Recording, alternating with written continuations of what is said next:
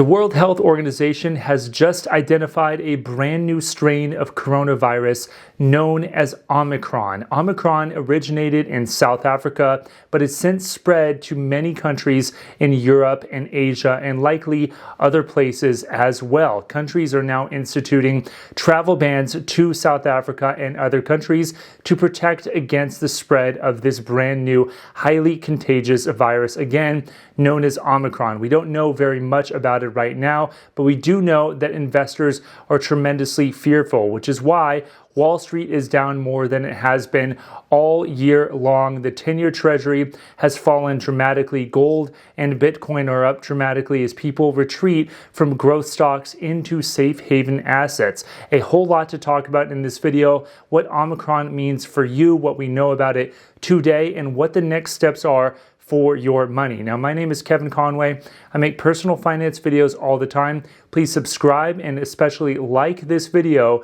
It really helps the channel out a whole lot. Please comment below with any thoughts you guys have. I'm really curious to hear. Now, let's get into it. So here's what we know about Omicron today. And again, I want to caution everybody, there is a lot that is to be learned about Omicron. It is brand new. Now, Omicron was named after the Greek alphabet letter, but that's not as important as what it actually means for you in your daily life. So Omicron presents a much higher likelihood of a person falling ill with COVID-19 for a second time. That is according to the World Health Organization. We also know that Omicron has spread rapidly in South Africa. Even if South Africa originally only had a couple of hundred cases of COVID-19, it is since over a couple thousand, with Omicron being the dominant form of strain of COVID-19. At least that is what they believe right now. Omicron is easier to test for than other variants of COVID-19 because it can be detected via PCR tests. That's how we know that more people are getting Omicron. So all of this together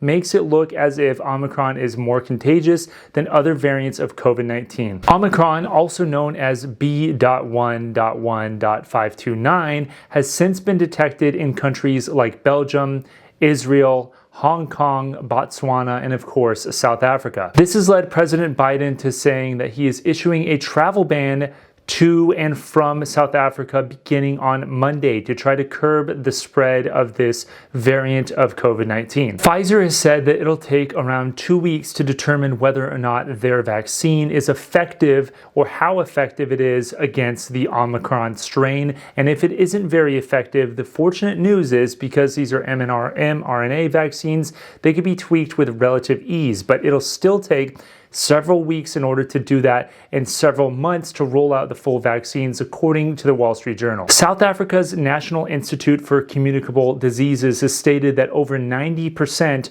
of all of the new cases of COVID-19 in their country are of the Omicron strain. That is significantly crowding out the previously highly contagious Delta variant, but it should be noted that South Africa does have a relatively low vaccination rate of around 24% countrywide. Many other nations and regions have also begun a travel ban against South Africa, including the entire European Union, Singapore, and Japan. We also know that Omicron has more than 50 mutations as compared to the original COVID-19 strain.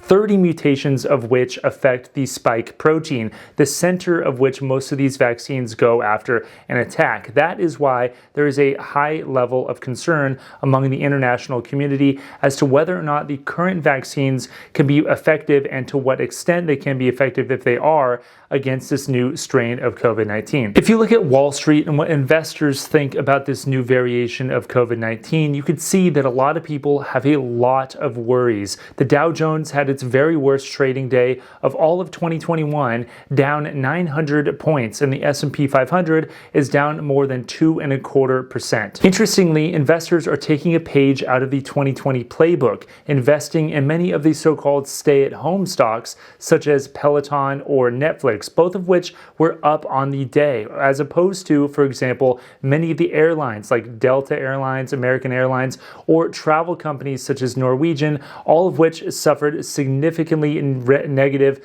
trading days today. What do you guys think of Omicron, the new strain of COVID-19? Let me know in the comments below, and I'm really curious if you're an investor, what you are going to be buying or selling. Please let me know in the comments below. All of this comes with the sad backdrop that we now have more COVID-19 deaths in 2021 than we did in 2020, despite having the vaccine and all sorts of therapeutics to deal with the effects of the virus. President Biden said to then President Trump at the time, anyone who's responsible for that many deaths should not be president of the United States of America. And at the time, there were just over 200,000 deaths. We've unfortunately significantly passed that here in 2021. That may come back to haunt President Biden, especially when he looks to pass his signature piece of legislation, Build Back Better. We don't know the status of that now, especially with President Biden's falling approval ratings. And speaking of passing new legislation to hopefully fight against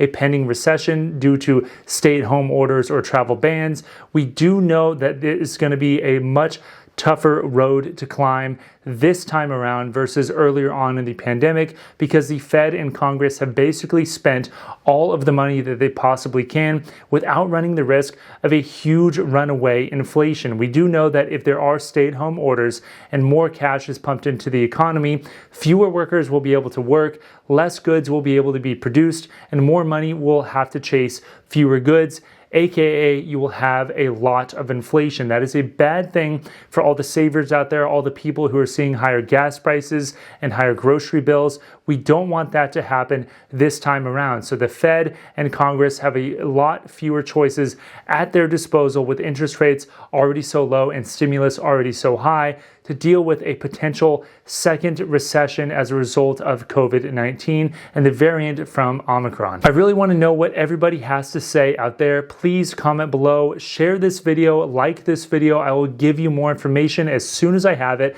Again, this is breaking information. We'll know a lot more in the coming days and the coming weeks, but right now Wall Street seems to be taking it pretty poorly. Now, I hope you guys have a good rest of your Thanksgiving weekend, and I'll see you next time. Thanks.